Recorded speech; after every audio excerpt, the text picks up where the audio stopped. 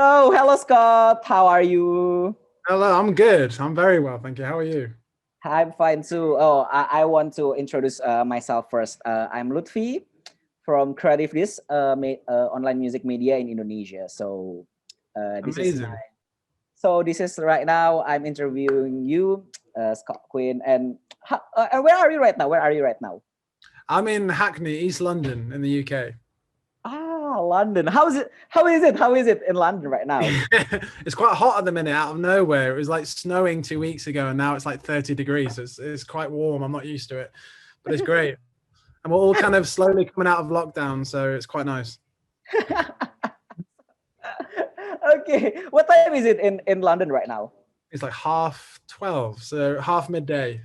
In Jakarta, it's like 6:30 p.m. Wild. It's like real time travel stuff. Yes, yeah, of course. Maybe. Indeed. So, let's start this interview with the first question. Tell us your activity during this pandemic time. So there's been a lot of sitting in this chair and writing lots of songs and working with so many cool people on Zoom and stuff. Yeah, I mean, I finished my EP. We've released singles. I wrote songs for different people like Keith Urban, and then just a lot of, walking around and trying to figure out what the hell's going on. So, So, like, do you have any new hobbies? Maybe like listening new music or reading much book or anything during this pandemic time? what did I do that was new? I did like started meditating quite a lot in lockdown, which is really nice. That was good, actually. That really helped. And then I don't know if I picked up any new ones, really. I just kind of worked a lot more than I would have normally, but I just loved it because I just love writing songs. So lots of writing. I don't know what it was like over there, but like banana bread was a big thing over here for a while because everyone's just baking it. We had like a flour shortage and no one could get any baked goods. It was all this whole thing because everyone was obsessed with it. It was that, and we ran out of toilet roll everywhere. So it was quite serious stuff here in London. But yeah, no, it's been a good time to kind of like take stock and slow down and figure out life, I guess, and how we want to live afterwards. I mean, a lot of people here won't be going back to working 5 days a week anymore. Like we've all realized we can work from home quite a bit, which is great. I was thinking for like pets or dogs and stuff, they've loved it because their owners have just been there the entire time for the past 2 years. So they're loving it. They don't want people to go back to work. So, let's talk about your newest single. Tell us more about your new single called "Holding to Letting Go." Yes, hold on to that and go. It's it's a sad one. It's a bit of a heart jerker. I wrote it probably about a year and a bit ago with a talented songwriter called Adam Argyle. And it's a song about not wanting to let go of someone, even if you know that they're not good for you. So like you've broken up and you keep trying to hold on to this hope because for some reason you just can't bear to let it go.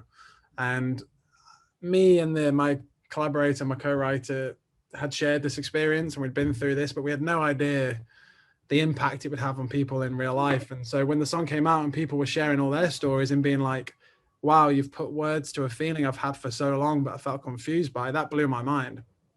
So it's been really interesting. And it's interesting to me because the title in English is a very interesting concept because holding on to something and letting go of something are the opposites. But I don't really know how it translates in other languages. I know we've been speaking to people like Germany, for example, where the direct translation doesn't really work because it's kind of. Oh really? But it's been great, and I think just vulnerability for me is so important in these things, and people sharing their stories means the world to me. So yeah, I'm really happy that this one's out. But is it? You say that holding on to letting go is like an interesting concept, like holding on to letting go. It's like a polar opposite of each other. So, like, do you find any? How you find any balance with the polar opposite of this type of song? I think that's the point. I think the concept, because we do it as humans, it doesn't make any sense. Like it's not logical. And there's a lyric in the song that says, I've been sleeping lately and it scares me to death because I think I'm getting better and I'm not ready yet, which in itself is a very interesting idea because that means that we are getting better and it is healing, but our brain doesn't want us to do that. Our heart doesn't want us to get better because if we get better, it means they're not there anymore. And for me, that's just a fascinating thing. It means we're flawed as human beings. It doesn't make any sense. And we've all probably been there, you know, helping a friend who's going through a breakup, just being like, leave them, don't call them. Why would you ring your ex again or anything like that? And it makes so much sense. But when you're in it yourself, nothing makes sense. You're just like, want to hurt yourself for some reason. I don't know. But is the song is what kind of inspiration like you want to write this song? It's like your meditation, maybe like your journey to fulfill yourself, maybe. Well, I'd been through, you know, this whole EP is kind of inspired by quite a tumultuous relationship that was really quite turbulent for both of us and left me with lots of questions. And I had to do a lot of self-work in order to get through that. And I'm very grateful that I've done that. And I'm very grateful to be in the place I am now. But I really wanted to speak about it in a song because I felt like it had some weight. And I think my instinct said that people would relate to it, but I didn't really know. And the guy I wrote it with had also been through a divorce or something similar. And we just met on middle ground and we wrote this song. It happened so quickly. And I've got the voice notes on my phone and you can hear us talking in the background being like, where's this song come from? Because it was just falling out of us. It was so quick. And those are my favorite songs because it means they're coming from somewhere and we don't know where, and they're just kind of like coming out. So like spontaneous, right? This song. Yeah. So when I heard "Holding On, Letting Go," there's many sound that make this song sound so deep. Like, do you have any purpose to make deep sound like this when you're writing this? Because you know the drum, the bass, and are heavy. I think like it's interpret the heaviness of this song, isn't it? Yeah, I worked with two very talented producers, Bradley Spence and Alex Spitz, who really other than I work with a lot of producers, very talented producers, but these guys really wanted to dig into the song. And we would sit there and they would really want to know why we're writing this and why we're working on this. And they were so delicate with the production, and they knew that I loved, you know, I love James Blake, I love Sampha, I love that kind of left production. I love kind of deep bass sounds and distortions and things. But ultimately, this whole EP is pop. It's a pop EP. So we wanted to meet in the middle, not give it too much production, but make it interesting. And I think we found that sweet spot of it's emotive and it feels deep and it feels heavy in the good way. And I'm grateful to those guys because they really gave me the time and the space to really dig into this and figure it out. There was no urgency to get out the door and get this thing done. It was like, we'll stay here till midnight. We'll get this thing. And I think it makes a massive difference, and you can feel it. You know, everything in that song is purposeful. It has a meaning and it's there for a reason. And that means a lot to me. So it's like maybe it's like the labor of hard work when you're writing this, because you know you say that you work through the midnight to make the sound so perfect and balanced between the pop. The song was written so quickly that for me that was meant to be born, and that's why we had to spend so much time with the production to get it right. It deserved the right production, so I would do it again in a heartbeat. It was so good, and it's a beautiful soundscape. The whole EP, it sounds quite different from one another, and I love that because I listen to different music every day. I'm such a fan of all genres, and you know, I don't want to be put in one lane, really. So speaking about the influence, so any influence maybe from musician or anything else when you write this song?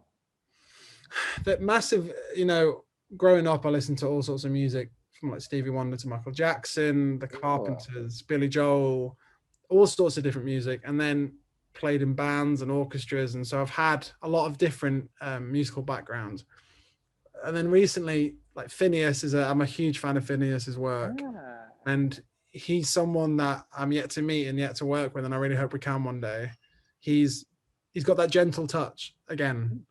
His lyrics are incredible, his production's incredible, and so he's incredible. I love Ash, she's another great artist. Olivia Rodrigo recently has just blown my mind. How she's like, she's so talented. And it's not often that I hear, you know, I work with songwriters all the time and I'm a songwriter for other people, but her writing ability for her age especially is insane. And like, it's not just the writing, but her arrangements and how she crafts her song with her producer, Dan Nigro, who's incredibly talented as well. It's just mad. It's been so fresh and I've enjoyed listening to everything she's put out recently. It's so good. Yes, yes. I just for fun fact, I just recently interviewed with Ash recently. No way. Yes, yes, Is she man. as lovely as I think she is? Yes, yes. She's so lovely, and when I interview her, she knows a lot about her music, and I like it. Yeah, I think she's. Yeah, I think I was hoping she'd be dead lovely.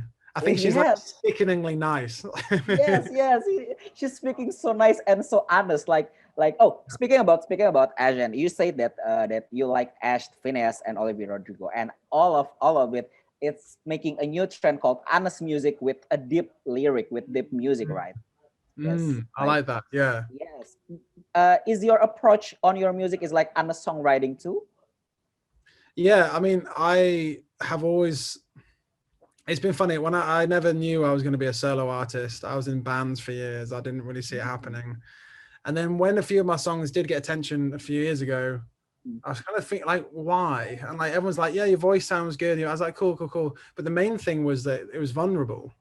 And I think I've always been fortunate in that I felt empowered. I found a lot of strength in vulnerability. I find being vulnerable a very strong thing to do, and being sensitive is a strength. And so when I put those things into my music, people can feel that. That for me is so important. So it's interesting you say about those artists. It's probably why I love those artists, is because it's vulnerable and it hits a real human space. And they're not using fancy words, and they're not trying to be too like philosophical or academic. It's more just like these are real words for real people going through real stuff, do you know? And like none of my songs are overly academic. Like you don't need to have a degree to figure it out, but they hit somewhere where I think people feel a void. And in Mm. this song in particular, the song did really well on TikTok, which is wild for me because I don't understand TikTok and I don't understand it.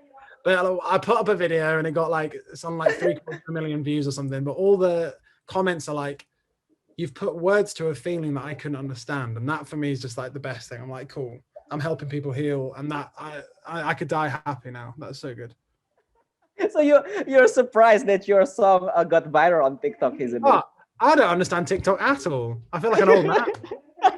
I don't know why that one did so well. It's crazy, but it's been great. It's such an incredible platform for launching music. It's insane. So speaking about your music, like when the first time you make a touch with music?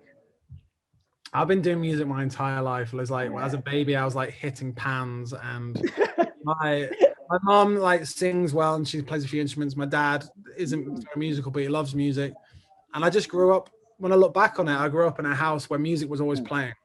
mm, And the beautiful thing that I am so grateful for now, that the older I get, the more grateful I become, is that my parents never doubted my passion, and they never asked me to get a plan B. They were just like, you will do this. If you want to be a musician, you will do it. And that, having met so many people who don't have that, I realized how fortunate I was to have that belief, because it meant that I didn't have to prove myself to anyone. And so I've now grown up to a point where I will happily make it for me, and I don't need to prove myself to people. I'm just going to make beautiful stuff. So there's a curriculum I think on your Spotify bio that said that avoiding a real job at all costs. Like, what's the Yeah. meaning of this? What's the meaning? I Because just, it's like a curriculum, I think. Like yeah. it's I like a just, tongue in cheek. yeah, it went massively, but it's just, I've always wanted to do music. I went to university and I studied music, and ever since then I've been self-employed, and Oh. I can't work for people. And it's not like an ego thing. It's just like, I need to be able to create, and I need to like explore my own kind of like angle on stuff. And it's true. This whole thing, I wake up every day and do this for two reasons. One, because I love music, and two, because I don't want to be in an office. So I want to sit here and write music. So I kind of put there tongue in cheek, but I think also maybe it'll help people be like, oh no, I'll listen to his music. Let's keep him at the office. Let's keep him at the office.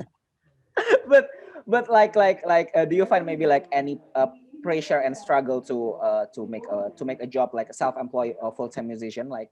For sure, it's so difficult. I'm not from a privileged background. I don't have the security of wealthy parents, and a lot of people in the industry do. And I don't. Lucky for them. I'm kind of like, good for you. If I had access to that, I would also really appreciate it. But they, yeah, I think it's given me this the fact that I don't have a safety net gave me this drive.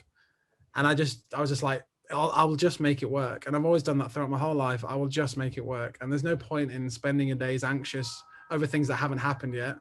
And so you can hear the ice cream truck outside. Yes, yes, I hear it. I hear it. I hear it. I hear it. I'm gonna go. Just like, No, no, but yeah, no, I just think it has been a stress. And I live in one of the most expensive cities in the world. And so, you know, being self-employed and not having a stable income is stressful, but I wouldn't change it for the world because it means I wake up and write music every day. And if I wasn't doing that, I would get quite depressed. So it's good to be where I'm at. And I'd rather struggle financially as a creator than be rich not doing that. You know, I think I'm rich in life doing the things I'm doing. But how do you find motivation to keep a struggle every day, to keep hustling every day? How do you find your motivation? I think I've always been a bit of a self-starter. I love business, for example. I'm obsessed with the industry side of music. A lot, you know, it's a funny one because a lot of creatives aren't. They hate business side of things. I kind of sit in the middle, and I just want to build a world, and I want to sit there in the future in the house I've bought or built or whatever with, you know, my wife or whatever, and sit there and be like, this is all from my music. Like the stuff I bought here is from my music, and the person I'm with, it's from their passion. You know, I want to be with someone who's also doing their passion and whatever. And there's something about that just feels extra rewarding. I just feel like if you're going to look at like currency, it's like a pound in a job I don't like and a pound in the creative world, equally the same currency. But for me, there's a bonus on here because I'm doing the thing I love, and I'll always be richer for that. Not even money wise. I don't need a lot of money to be happy. I just want to be making music and having the conversations and talking to people like you and like getting to talk about my music every day. Like, it's crazy. I'm so fortunate in that respect. Because we are on the same page right now. Right now, I'm a self-employed too, working my way with this creative industry things, especially in music and comic in Indonesia. We're basically the same. Yeah, good for you, man. Good for you. Yes, great for you too. That's Olivia Rodrigo song. Good for you. The video for that's so good. She's incredible. The video is like serious sass. So there's a gap time between your latest release to your past music. Like, is there any reason behind it? I mean, there's some boring reasons in that I was changing my management and I was going through a lot of changes with my team. But then there's also, I took some time to write for other people. And so I wrote a song for BTS and Zara Larsson, did some other stuff in like Israel, did some stuff, like all sorts of different projects. And I'll be writing songs to the day I die, and I love writing songs for other people. So that was fun. And then eventually I found the team that I'm really happy with, and they're the team that we've been putting these songs out with, and it just feels like the right time. And I think, you know, I needed that time to grow, and I needed that time to figure myself out, and now I'm in a good place with it. So yeah, there was a bit of a break. So now it feels like I'm a brand new artist again, but that's quite fun. So like, so what's the difference? You said that you are already writing song with BTS, right? Yeah, I wrote a song for BTS. It came out a year or two ago. It was for they did a game or something. It was called A Brand New Day with Zara Larsson, and it was good fun. Yeah, it was fun. So what's the different things between writing song for other people and writing song for yourself? I find it easier writing for other people. I can tell you that for sure. And also I get to write in genres that I wouldn't necessarily perform myself, so that's exciting. And writing for other people at the minute, or used to mean that I could travel the world. And, you know, I've been to South Korea to write for K-pop bands. I've been around Europe and been to LA for writing trips and stuff. So that's fun, but for me, it's a lot more focused and it takes time. You know, I can write a song in a couple of hours for another artist, but for me, even if I've written it quickly, I'll ponder on it for a few weeks, and it'll sit there on a SoundCloud playlist, and I'll listen to it again and again and again and find all the problems with it and then fix it. And then, so it's a lot easier to let go of songs when it's another artist's baby. So is the place that you live in really shape your taste in music? I mean, yeah, I mean, London is a crazy place. And again, I'm from the countryside up north. So I come from fields and sheep, and I've come down here to like, it's just crazy. There's so many people here. I mean, not as many people as over there, I'm sure, but there's it's a crazy city. And I live in a very, Hackney Wick where I live is a very creative area, and there's lots of designers and musicians and artists and stuff. So that's been great. And there's a, I don't know, for anyone who has ever or will ever follow me on Instagram, there's a wall outside my house that's a bit famous locally because graffiti artists do all their art there, and then the council paint over it pretty soon after. And this is like this battle between the artists. And I always update people on my Instagram of what's going on there. And even that, waking up every day to a new bit on there is great. So definitely, it's definitely allowed me to open up myself to more creativity. But I get a lot of inspiration just from people and working with different people and going to different places and traveling. I've missed traveling so much over lockdown. So I can't wait to eventually be able to fly out somewhere. Ooh, cool. So like when your first time your promote your music, is you have any struggling for it? In terms of getting the song out there, Yes. it's always a struggle, man. I mean, I'm an independent artist, so I haven't got these millions of dollars that the major labels have. So stuff like the TikTok thing for me was a big deal because it means it's been listened to hundreds of thousands of times, and you can see it converts into Spotify streams and Apple Music streams and stuff, and it gives you an audience that you wouldn't normally have. And also, since the start of this EP, Asia's been an incredible source of support, and that's new to me. Having done the BTS thing, I've seen how loyal that side of the world is to their music. You guys out there are so loyal, and it's incredible. And so to have some of that from my music means the absolute world, and to be thousands of miles away but then have conversations about my songs for me is like insane. So I'm eternally grateful. So mention albums that really changed your life. Wow. Anything by Stevie Wonder, because he's just incredible. Oh my God, there's just so many. Maroon 5's first album for me was a really, they've never topped it. And I know some people might be upset by that, but I just think that was their best work ever. Yes. I agree. It was so good. And it was at a time of my life, I think I must have been in my teens or whatever, but it was just like a really solid album. And I listen to it now, like with such fondness. But yeah, just so many. I'd listen to albums by any of the artists that have, again, all the Phineas's, the Ashes, the Olivia Rodrigo's, the Billy Joel, all of them. I love music so much. And I don't get to listen to it enough, frankly, because I'm making it all the time. Yes. It's a dilemma of a musician, right? Yeah, but this is the thing. So like, the only time I'm jealous of like someone who's doing a 9-to-5 job in an office is like you could actually listen to music, or you could, if you're doing a job that, even a freelance job that doesn't involve performing music, you can listen to music. I'm so jealous, because the only time I get to listen to music is if I'm kind of walking somewhere. But even then I'm listening to demos because I'm trying to get the next. So that's my only one of few qualms about it. But yeah, I wish I could listen to more. because I have a friend that same as you, like they didn't hear new music because they're writing music and they didn't have a time to listen to new music.